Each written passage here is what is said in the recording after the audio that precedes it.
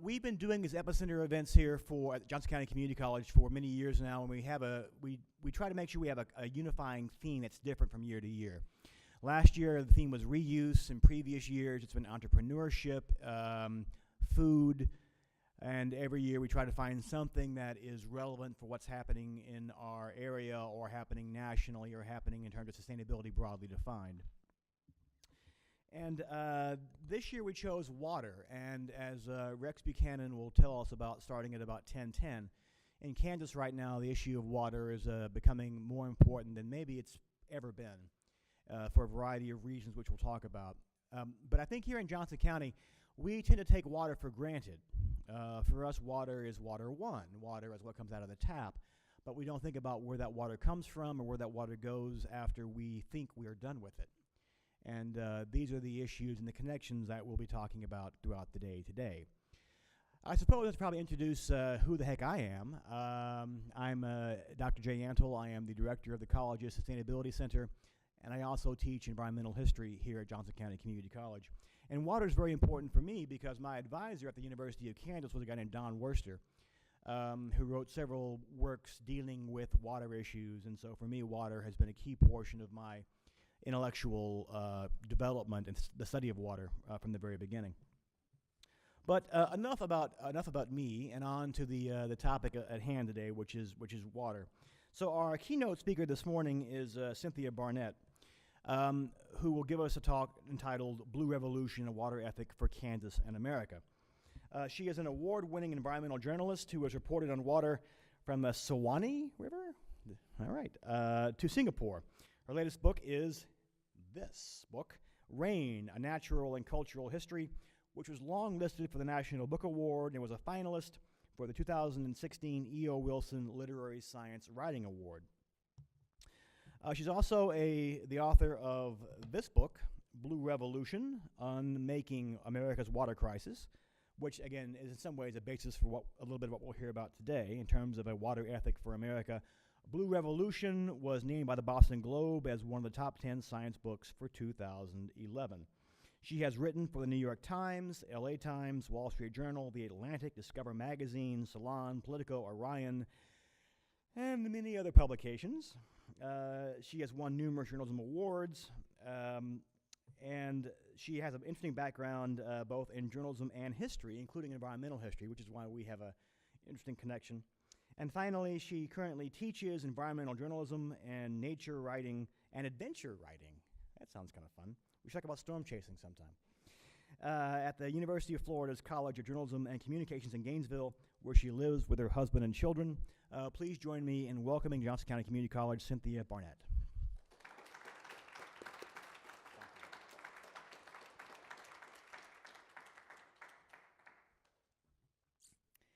Good morning. How'd you like that dimming the lights for you? Is that better? Well, let me start by introducing this photographer, Micky Shannon, who's posted this beautiful photo of Cowley Falls on his website. He has the website Kansas is Beautiful, and I always try to draw art into my work whenever I can, including local water art wherever I go. So it's a great honor for me to speak at Epicenter. I know the history of unifying themes that you guys have brought here, and I really appreciate that. And I'm also quite pleased to visit Kansas. As you heard, I have a keen interest in environmental history and especially the history of water. And Kansas has been its own epicenter in America's water history really ever since statehood in 1861, and of course before that. The great floods that swamped the brand new Capitol building in Topeka at the turn of the 20th century helped shape the whole nation's flood control. And the crisis of overpumping the High Plains aquifer at the turn of the 21st century has sparked a national conversation, of course, for the need to limit groundwater pumping on behalf of the future. It is also true that some of the great characters of American water history come out of Kansas. And so since Christy and Jay asked me to talk with you a little bit about water jobs, I decided to start with a story about what may have been the most fantastical water profession of all time, and that was the traveling rainmaker. So Kansas became famous for traveling rainmakers in the 1890s during this devastating drought. Many families were going hungry. Many farmers had given up. I think half the population of Nebraska and Kansas moved back east during this drought. So the rainmakers show up out of the dust and the tumbleweeds with these audacious promises that they could conjure storms. And people were very desperate to believe, of course. These guys would charge $500, which was, an incredible fortune at that time for a good rain, and the farmers would pool their money to bring these people in. So in 1891, after an Australian rainmaker named Frank Melbourne made headlines for bringing rain to Ohio, a group of Kansas farmers pooled their money to bring him to Goodland. Despite several days working his secret gases and these mysterious mechanical cranks, not one drop of rain fell at Goodland. But rain did fall in some other parts of Kansas. And so Melbourne took credit for all of that faraway rain. He claimed that the wind had knocked his rain off course and moved it somewhere else. And I'm going to read you the headline from the Chicago Tribune. Melbourne causes the rain to fall. Complete success attends his latest experiments at Goodland. So, ladies and gentlemen, I give you proof that there is nothing new about fake news.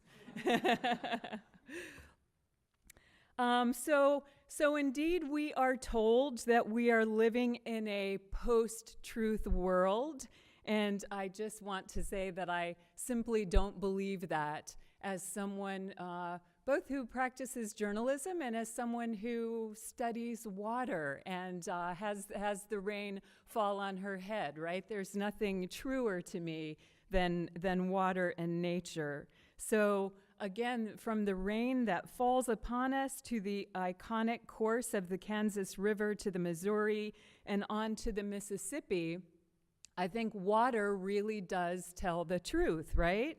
No matter which political party is in power and whether or not they believe in climate change, the truth does flood in torrential rains. It sears in terrific droughts. When we pollute too much, the truth makes our water unsafe to drink. When we overpump aquifers, the truth brings water scarcity, right?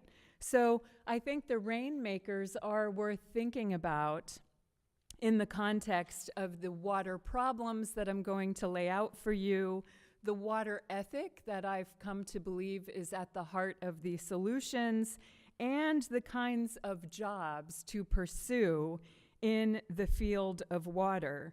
So to this day, you often meet people with these breathless technological solutions, and you will also meet people who want the federal government out of water pollution regulation and climate change research, including the current president and secretary of EPA.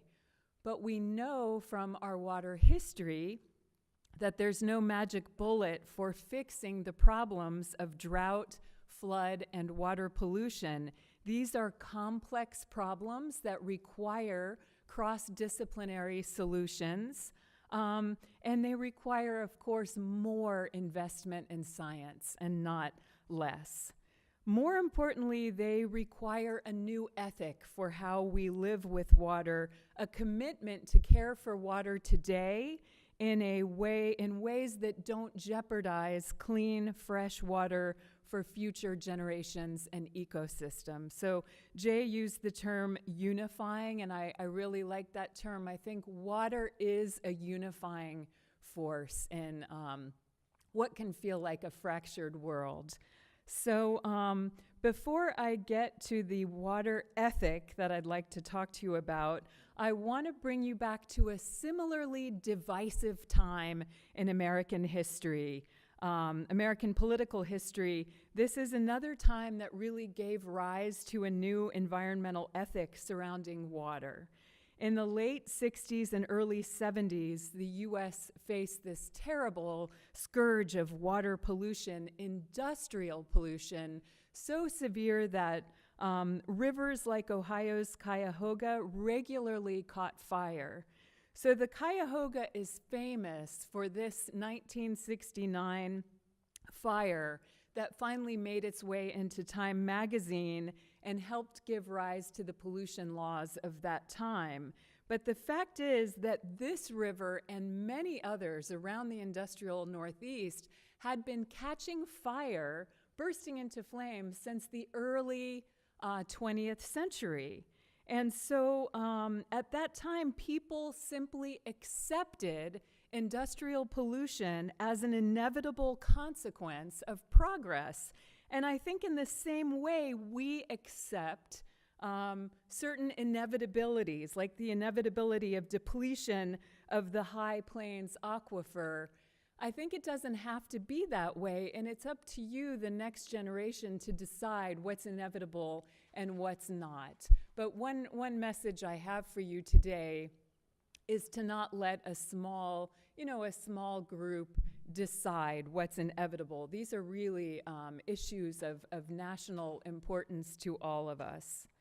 So what really changed at this time was a new ethic for water and the environment among the general public. Again, people who worked on water, people in industry, this had just been sort of the course of doing business. It was only when a large proportion of the population said this is not okay that things changed. And my case to make to you is that this is where we are. This is where we are again. Likewise, in Florida, where I live, the major bays, including Tampa Bay, Escambia Bay in Pensacola, and Biscayne Bay in Miami, were then some of the most polluted in the nation. So it wasn't just industrial, right? In this case, it was sewage waste. These bays had the worst fish kills in the nation and the worst seagrass losses in the nation. In Biscayne Bay, this really disgusting pink plume that could be seen from the high-rise hotel rooms was dubbed the Rose Bowl. It was just completely disgusting. And so, again, these were things that were going on until a turning point when people said, this is not okay. This is no longer okay to have the worst fish kills and so on. So with great commitment among local, state, and federal players working together on complex problems over the long term, the Rose Bowl was cleaned up. Tampa Bay has become a national model for seagrass restoration, and this is Escambia Bay that had the single worst fish kills in the nation prior to the 70s. Now is this sparkling centerpiece of the city, as it should be, and you see people kayaking here all the time. And of course, the most beautiful part of the story is to go back nearly 50 years since the famous 1969 fire, and this will be a terrific anniversary, I think, in 2019, to go back and look. I think you'll see a lot of stories and maybe even a couple of books about this fire and what it meant, and the cleanup, most importantly, the cleanup that has happened along the Cuyahoga. Kayakers now paddle the Cuyahoga through Cleveland and other cities in the region. And the beauty of this story, I wish I could give a whole talk about the Cuyahoga, because this was an incredible effort among local, state, and national people who cared. And it's taken decades. It was not a quick fix. It was not easy, but it's a beautiful restoration. And the restoration of this river has actually become a symbol of economic recovery for Ohio itself. And it was also not a Democrat idea or Republican idea, right? It's just water, this really important river coursing through communities. So again, what changed was the public ethic. Pollution and mass drainage were no longer acceptable to Americans. In the East, society matrons joined long-haired environmentalists to protest pollution in rivers and bays. And in the West, fly fishermen and families became involved to save their favorite rivers from being dammed. So if you have not taken the wonderful environmental history course offered here, you may not know that we nearly dammed the Grand Canyon. Some of the young people in the audience may not know that. And I think the fact that we didn't is another inspirational story that tells you we can overcome bad ideas. These bad ideas do not have to happen. They don't have to be inevitable.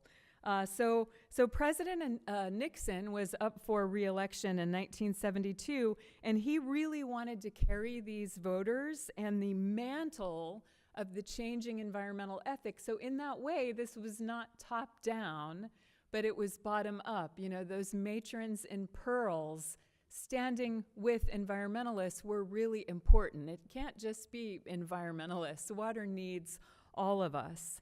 So in 1970, he created the National Environmental Policy Act and the Environmental Protection Agency, which shifted the federal role from conserving resources to protecting them.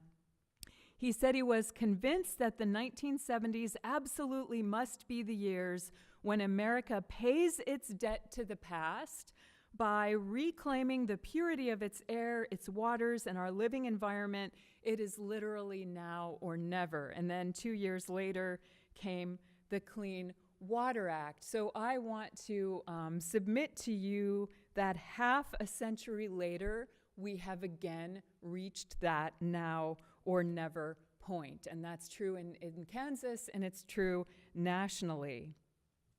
For the first time since the environmental laws of the early 1970s, I think it is absolutely fair to say that today's children are not inheriting waters as clean and abundant as when they were born.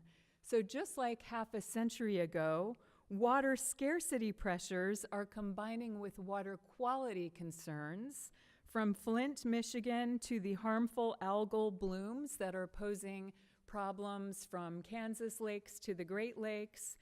And now, climate change, you know, much different from the early 70s, is what we know about climate change and its compounding of the problems of scarcity and quality, and of course, worsening droughts and also making rainstorms and flooding more intense. So I'm going to start with water quantity. As most of you know, the High Plains Aquifer that supplies groundwater for crop irrigation to 8 states from Texas to South Dakota is being depleted despite the efforts of all of these states, including Kansas, to come up with solutions to overpumping. So in much of southwestern Kansas, wells are down to 25% of the water that existed when the aquifer was first tapped, which I think was only about 70 years ago. In the southern high plains of Texas, near the edge of the aquifer, water levels have fallen more than 100 feet, leaving many farmers without any water at all. So the interesting thing to me about this, I think nationally, when we Americans think about scarcity, we do think of the High Plains or the Ogallala and this part of the country. But this is an interesting map. This is a map that uses NASA NASA satellites to detect groundwater loss over like 50 years. And you'll see from looking at this map, the rate of depletion over time, really bad in places like the arid American West, California, and even where I live in Florida, which is actually how I got involved in this strange story in the first place. So now I'd like to turn, so the point is that things are bad here, but you're a microcosm for the nation when it comes to these water pressures. Now I want to turn to water quality. So-called non-point source pollution is really the biggest problem. So unregulated by the Clean Water Act, this pollution running off our farms, but also off our lawns, oily streets, parking lots, and so on, has become the #1 source of pollution in the country, fouling our freshwater. So some of you may remember the harmful algal bloom that actually shut down the drinking water supply in Toledo over 3 days. At left is an aerial that shows that bloom on Lake Erie. It led to this ban of water for 500,000 people in Toledo. It was an incredible emergency when you think of, hospitals had to cancel surgery, just all kinds of amazing consequences. And then I'm always amazed at the photo on the right. You can see the empty store shelves when people in one of the most water-rich areas in the world had to wait in lines for bottled water during this ban. So I interviewed Toledo officials for a story about this, and they really lamented the decades of delay to deal with this problem. They knew about the growing water quality crisis in the lakes. They know about it. This is about a 50-year issue for them too, and they haven't started working on it in the big way and making the big investments until after this crisis. Again, this is a microcosm for something bigger, and you also have harmful algal blooms in several lakes in Kansas, and you may hear more about that from some of the later speakers, but I want to make the point that the harmful algal blooms too are expanding not just here, not just in the Great Lakes, but all over the world. At left, you can see the pre-1972 look at incidents of harmful blooms, and you can see that again a generation later. So part of the issue, it's not just the runoff of fertilizer into the lakes, although that is, as I understand it, the dominant issue for some of the crisis in the Great Lakes, but it's also climate change, because as the waters warm, it makes this problem worse. Now I just wanted to mention sewage in addition to those other quality pressures. I understand that there's a multi-billion-dollar wastewater needs here in eastern Kansas. This is sort of the maybe the hidden water quality issue that people don't think about enough, and I would really encourage any of you who are thinking about jobs in water to look into wastewater and some of the remarkable work that's going on in the wastewater industry. There's also a real demand for wastewater engineers, wastewater technologists, and so on. This is a photograph from St. Petersburg in Florida. Another thing about wastewater is that this is becoming a bigger issue because of climate change. So in coastal areas, many people thought that rising sea levels would be the kind of immediate scary part of climate change, but what coastal cities are finding the bigger emergency is right away are sewage spills from extreme rains. So as we are starting to see these real extreme rains in coastal areas around the country, They overflow sewage plants, and it's incredibly disgusting. If you thought the Rose Bowl I talked to you about in the early 70s was bad in Miami and St. Petersburg and other coastal areas, when they get these extreme rains, the sewage can start bubbling up through the manholes. And imagine living in this city. There are about 800 manholes in the town, and they were bubbling sewage last fall when Hurricane Hermine came through. So these are sort of the emergency stories that need to be dealt with. The only good thing about them is that they're raising awareness, to the extent that they're really raising awareness about climate change in the places where they are taking place. So the situations I've outlined and others like them all over the country really make clear that neither water management, nor government regulation, nor the courts, nor costly technical fixes, nor various other solutions are working on their own to save these fresh waters for future generations and ecosystems. All of those answers have an important place in the solution, but in all these years working on water and what works, I can tell you that what is really needed is a new public ethic for water. Again, an ethic that bubbles up from all of us to our leaders, so they hear from us about these things. So if I had to come up with a definition, it would be similar to the definition for sustainability, that we come together to use less and pollute less, making sure the way we live with water today doesn't jeopardize fresh, clean water for our children, businesses, and ecosystems tomorrow. I don't really have time to talk to you about the intellectual history of the water ethic idea, but if you're interested in that, I write about it in Blue Revolution. Some of you may have read Aldo Leopold and a Sand County Almanac and know about his ideas of a land ethic. These were tangible changes in the way we would live with land. They're changes that we have made over nearly the past century that have helped us live better with the land.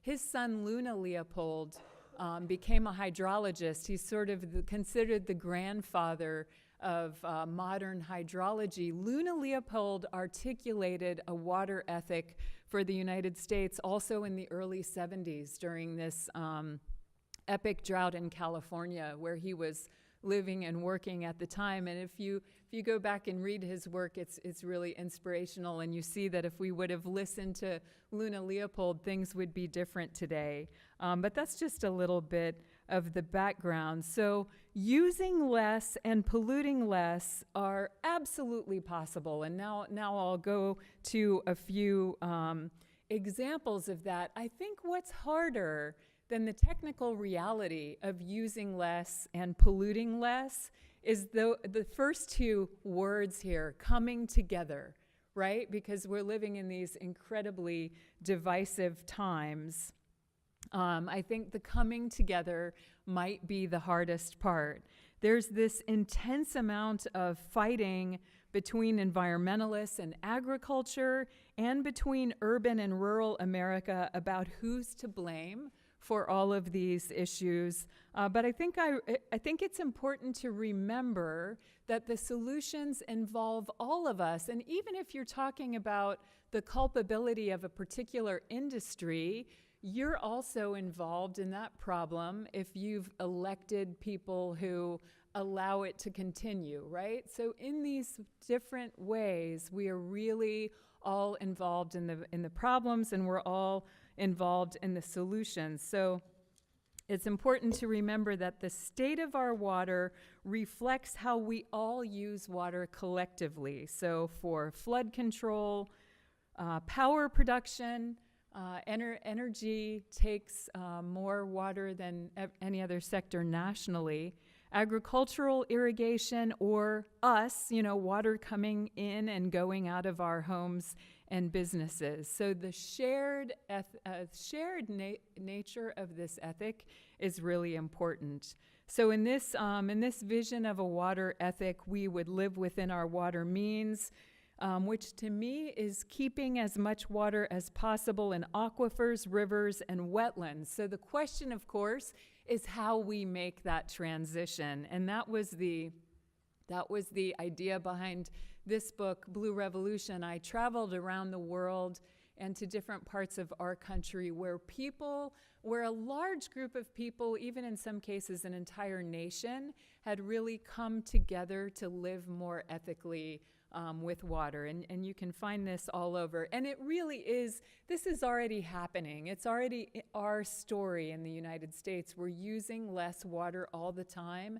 Everything we do takes a lot less water than it used to, from agricultural irrigation to flushing our toilets to manufacturing goods. So I think this is already in the works, but it's something that your generation can really help flower. So I found the countries that had a tangible national water ethic tended to be those historically defined by drought, such as Australia, or by flood, such as the Netherlands, or that otherwise lived under a great water threat in some way, which was the case in Singapore. And I don't have time to tell you all the stories, so I just picked a few. They have in common national and state political leadership that is ultra focused on water.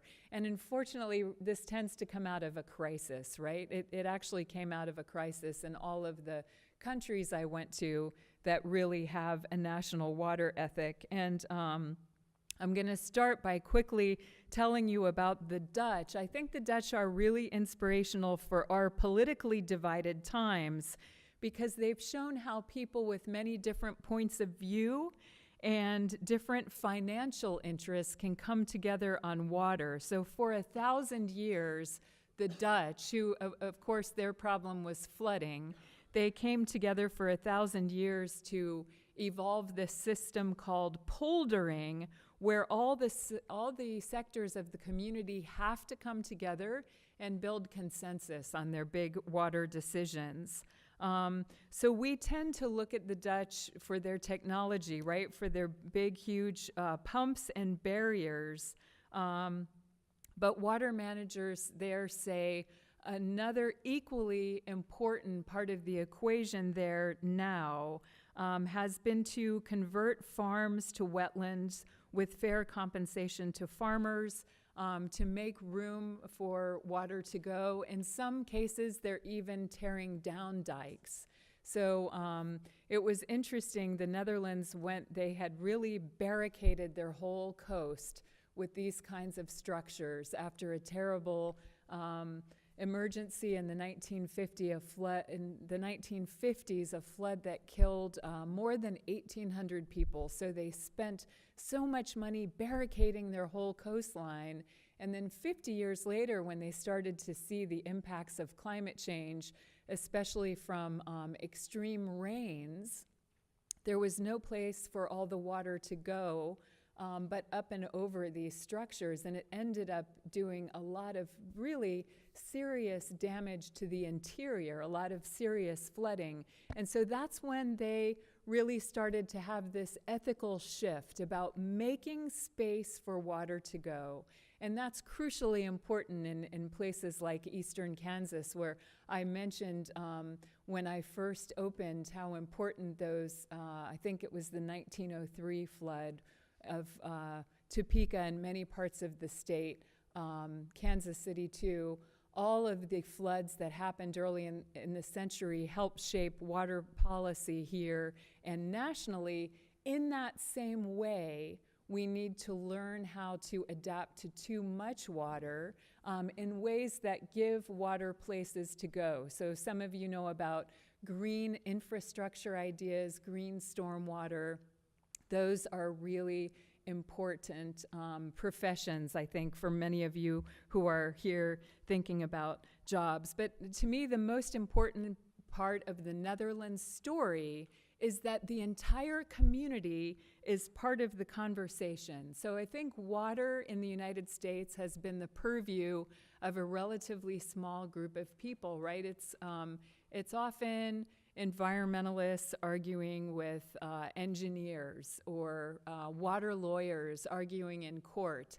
And the more voices that we have, the more professions that we have interested in water, the better this conversation becomes and the more equitable it becomes.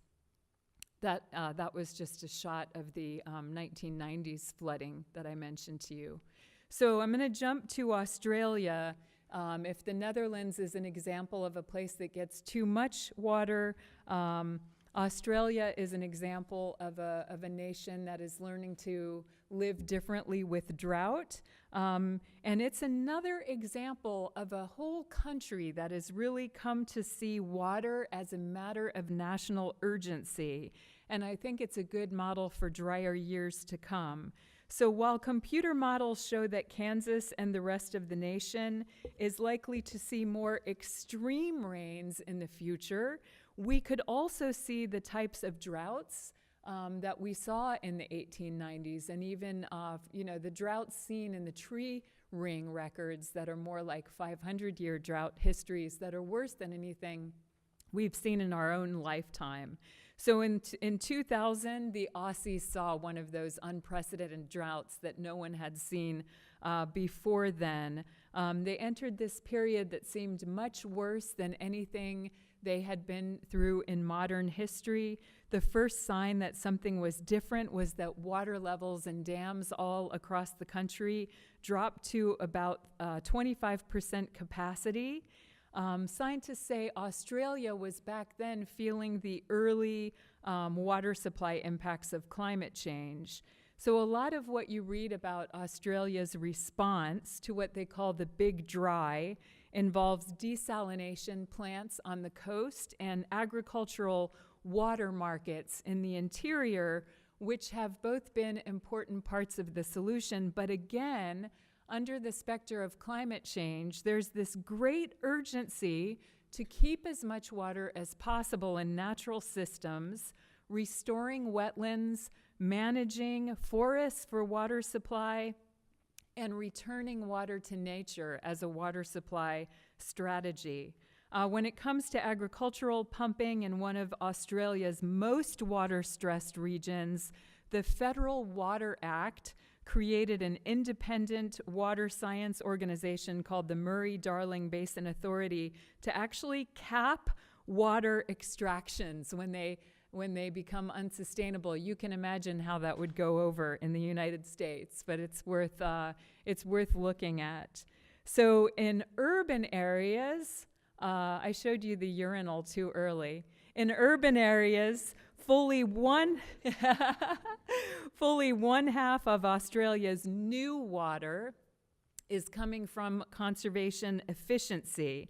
And that is thanks to a revolution, not of huge desalination technologies, but of tiny technologies. So small as in micro irrigation for farming and waterless everything. They have waterless urinals, waterless car washes. They even have waterless woks in all the Chinese restaurants across Australia.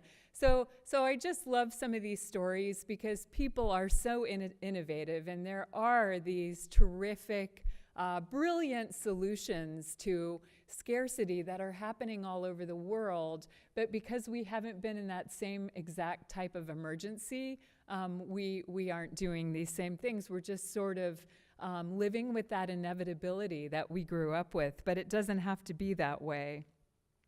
Australia is, I think, a particularly good comparison for how we use water in America as individuals, because the Australians are so much like us, right? We like the same kind of wine, we like our swimming pools and all of that. So a decade ago, the Aussies were just as wasteful as we, using about 150 gallons of water a day. Today, it's half that. Backyard groundwater wells used to be common for irrigation, but now that they've lived through that big drought, most families have switched to rainwater catchment. And although it rains very little, they get what they need, and they say they would never go back to pumping the precious aquifer for lawn watering. So in a water ethic that is spread across the nation, more than 2/3 of homes have systems that recycle gray water from showers, washing machines, and other appliances for gardens and toilets. And more than half of all homes capture rainwater from the roof. So one thunderstorm, like I said, it doesn't rain a lot, but one thunderstorm can produce enough to supply water all summer. So again, the point is that this water ethic is underway around the world, and it's underway in our own country. And I think there are some great professional opportunities to pursue. So the water sector here and globally is really in need of so many types of professions. Ecologists, chemists, biologists, geologists, and engineers to help us tackle some of these problems. Again, I would especially look at green stormwater, green infrastructure, green architecture, and green chemistry, which is going to be really important as we try to figure out how to halt the incredible damage that we're doing by way of water pollution. Environmental engineering is a great field, and again, so looking at professions that help us restore and regenerate, because we are finally learning, communities and the whole country, I think, are finally learning that using nature, using the rules of ecology is working better than the old 20th century solutions to drought and flooding. So I just wanted to show you this website. I heard years ago about an email service called Josh's Water Jobs. This guy named Josh started emailing his friends or his department water jobs, and this has just grown into an enormous whole website called Josh's Water Jobs. So I can't remember what day of the week it is, but every week I get an email called Josh's Water Jobs. And if you go to this site, which is josh'swaterjobs.com, you can put in what you're interested in, and you would not believe the number of jobs that are available on this site. I have a lot of fun looking at this site. And look at me, I'm a water journalist. How obscure is that? So whatever you're interested in and whatever profession you may go into, there probably is a water angle. You could even be a water historian or a water writer.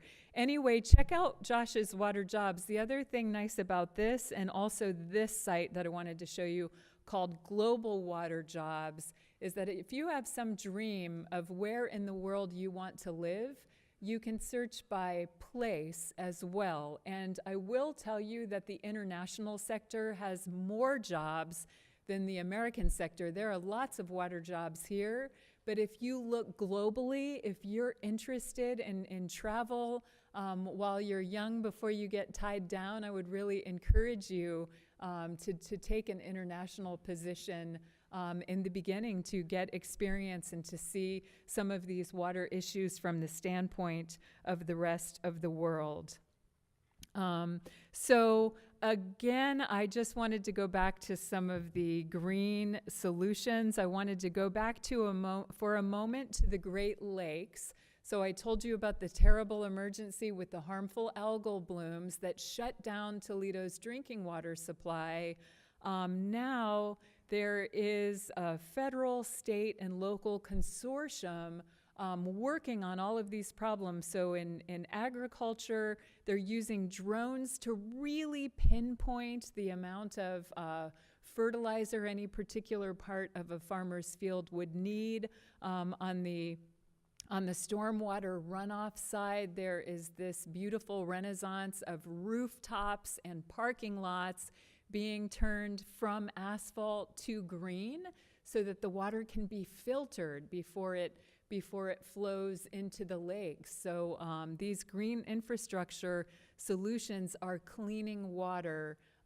Nature can do a better job than some of the other ways we've figured out how to clean water. And the sad thing about this are the proposed current cuts to EPA and other federal agencies really jeopardize this good work in the Great Lakes and also all over the country. This is really some of the most important work being done on water anywhere. So again, I hope all of us sort of together can say it is not okay. It is not okay to quit working on these important water cleanup issues. I really wanted to mention wastewater to energy. In the next breakthrough, it could be that society comes to wring water out of sewage and then generate what's left, use what's left to generate energy. So this is important in so many ways, right? It helps solve the sewage and wastewater problems that I was talking to you about, and it creates a more sustainable source of energy. So this is an example from Vancouver, Canada. This is the False Creek community where sewage is being used to heat the community. So these are the kinds of things that we will see. Yes? They do this on one of the college campuses in Missouri, Northwest. What college is that? It's Northwest Missouri. Okay, Northwest Missouri Community College? No, it's a state college. Oh, a state college. So that would be a good demonstration if anybody is interested locally to going and seeing this in action. This is an important part of the solution. The guy that designed it used to work for NASA. Oh, cool. So he started working there, and so they that. I mean, this is the frustrating thing about us taking steps back toward old water solutions and old energy solutions. There are all kinds of amazing technologies out there that are happening now in practice in this country, in other countries, and those are the solutions that we should be working on to help reduce the amount of pollution going into water and to help reduce climate emissions. And by taking steps back, we're really losing some of the best solutions before us. Net zero water, you might be interested in net zero water. This is the Bershey School in Seattle.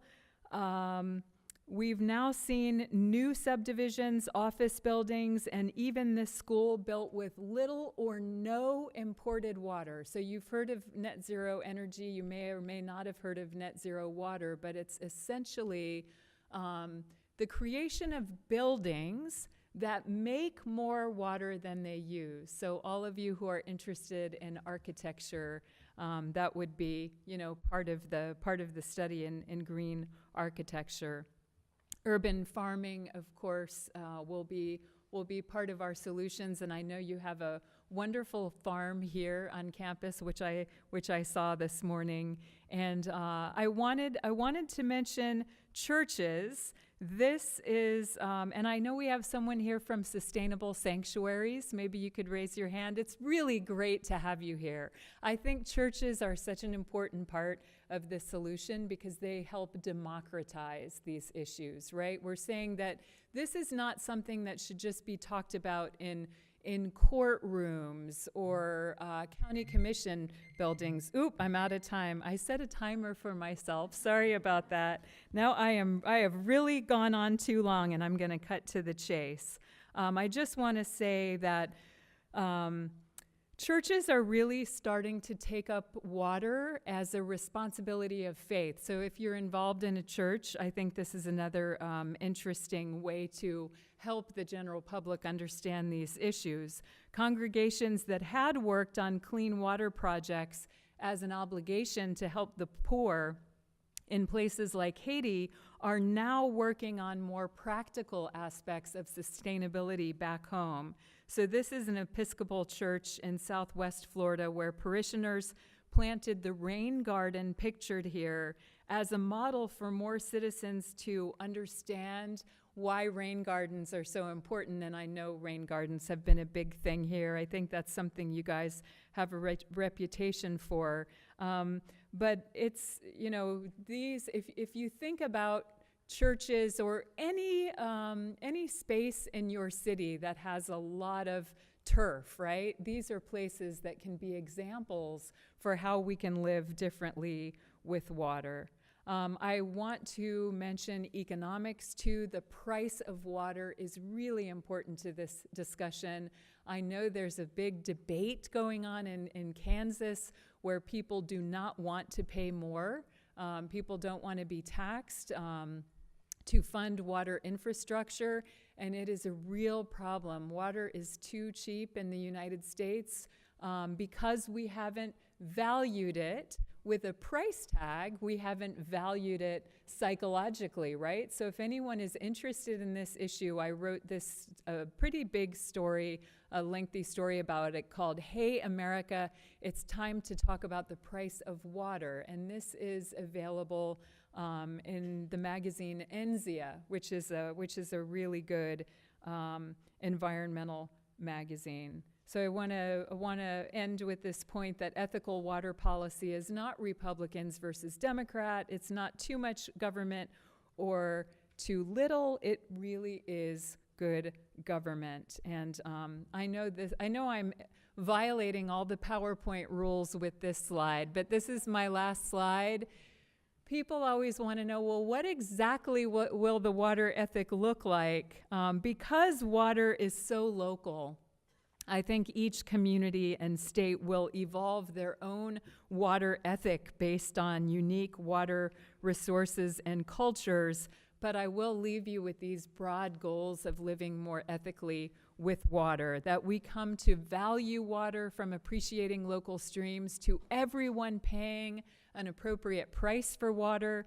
We work together to use less and pollute less rather than fight each other to grab more and more. And I'm happy to send this to anyone who would like it.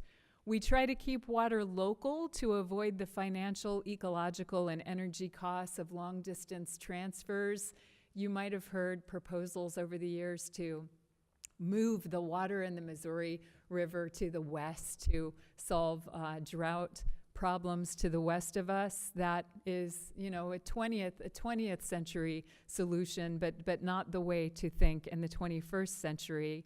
We avoid the two big mistakes of our history, over-tapping our natural supplies and over-relying on the costliest fixes that bring unintended consequences to future generations. And finally, we leave as much as prudently possible in nature, aquifers, wetlands, and rivers, creating resilience to climate change and assuring our children and grandchildren, with benefit of time and evolving knowledge, can make their own decisions about water.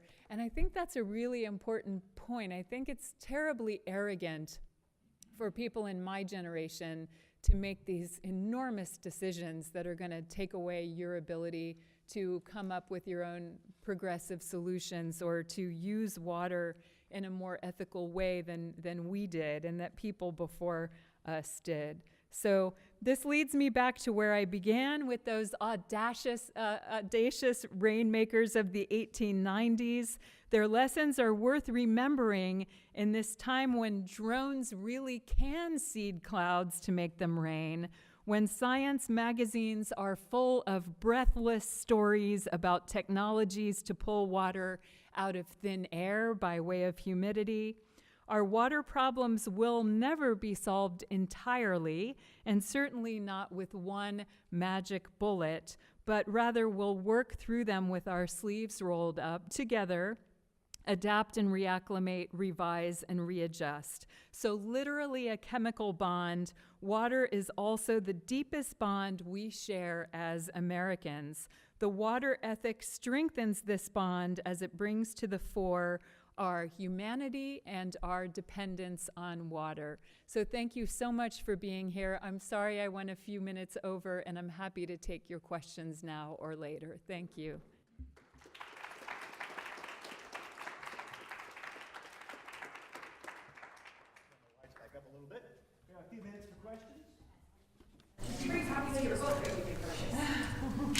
didn't. I brought a copy of each of these to donate to the library.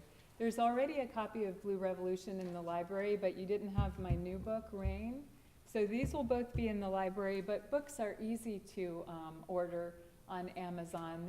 They're pretty widely available. I'm hoping that Rain is available in Rainy Day Books in Kansas City. If they don't have Rain, I'll be really upset. Yes? You mentioned the international jobs. One area that I'd like to emphasize is that the developing world Absolutely. has the biggest need for revolution in water usage, not only in water for sustainable agriculture, but the ability to translate technologies and techniques that we've developed here into something that's suitable for the developing world, but for healthcare, elimination of schistosomiasis, coliform disease, that sort of thing, as well as actually peace studies. So when you look at the reduction in the rate of flow in rivers like the Nile, Euphrates, and those coming off the Tibetan Plateau, water control, water usage, water ethics are going to be a huge issue in the coming generation. It is huge. It's a great point. And the other thing about international water work is that going back to that arrogance, I think it's important to not go to other parts of the world and say, you know, let's do this, let's do it how we did it, because how we did it has not been a really good idea in all cases, right? The important thing is to help other parts of the world create their own sustainable future with water. So there's a lot of great work going on. I showed you the waste to energy on the big picture. Well, this can even work on the small scale in the case of an individual toilet, and access to toilets is just a huge issue in the developing world. It's related to all kinds of other things, such as education. There have been studies that show girls without access to toilets in schools are more likely to drop out around the time when they get their period. So this is really, you know, like everything else with water, it connects to everything else. So in the case of waste to energy, there are now engineers in other parts of the world who can go in and put in a solar toilet that helps a community create energy from waste and to use solar energy to treat the waste. So there are just these amazing cycles that are possible and underway. And I'm so glad that you emphasize that, because it really would be a great thing to do if you're able to go get a little experience in the developing world. Yes? Could you tell my horticulture and environmental science students here, like, what colleges or what degrees to go into to look into this as a future? It really, again, the great thing about this is that it's so broad with possibilities. So almost any college would offer a biology degree. And then most universities would offer with an engineering college, would offer the environmental engineering degree. Any college will offer the chemistry degree, but there are water and wastewater treatment certificates all over the country. So it's a matter of seeking out do you know the community colleges in Kansas that have a water and wastewater treatment certificate? The one in Kansas is Fort Scott, although I don't know how progressive they are on some of these issues. So there are others like Gateway Community College and Phoenix that's doing green infrastructure work. Yes. But I think the environmental engineering track's is an appropriate one. Yes. And Cynthia, as we were talking last night, and especially for the students that we have here today, it's equally important that our students develop this skill set to be able to tell these stories and to tell them passionately and to write them well and to make them important to those that listen to them. And you can do that without necessarily going into the sciences. So if you don't feel that science is where you're going to end up as a career, remember that you have an opportunity to make your voice heard wherever you end up. That's a really good point. Someone here, yes. Right, so for example, solutions like the false create solution, what Yes. level of government should this be handled at? Because a lot of times this seems like it's going to be operated in cities or college campuses. Absolutely. So the really important point is the unity between local, state, and federal government and NGOs. It really can't happen in a vacuum. And all of the most progressive solutions that I've written about did involve sort of a coalition coming together to make something happen. A private community developer can't do that on his or her own because the state health department will have some rule. That's a big issue with gray water, for example. There are county health departments around the country that simply wouldn't allow you to do gray water because they are not set up. Gray water, so folks, you might not know what that means. Oh, well, the gray water system was the one I spoke about in Australia, where you could use your washing machine water over again to irrigate your lawn, for example. And another important thing about recycled water, right now, most of the United States uses water that's been treated for drinking to flush toilets, which doesn't make a lot of sense. So all of these things are changing, but some local governments aren't allowing it. So you need the local government, you need the progressive private person, you need the scientist, but you also need the research at the federal level to be able to make some of these solutions possible. So the waste to energy science is coming out of major research universities. It's being funded by national federal sources. So it really is important that we keep this interest at all of those different levels. But each, at the same time, I was saying that the water ethic looks differently in different parts of the country. Even East Kansas and West Kansas have such different water issues and water pressures. And I know there's an effort now to help East Kansas understand what's happening with water, and that scarcity issues can happen here too. So this theme of unity, I think, that you highlight in Epicenter every year is really, really important. Okay, so Okay. we're going to go ahead and actually, you just came in time for us to take our break. We'll be taking a 5-minute break, and then Rex Buchanan will be next up. Cynthia will be around all day, so if you have other questions you'd like to ask her, feel free to do so. And that's it. Thank you again.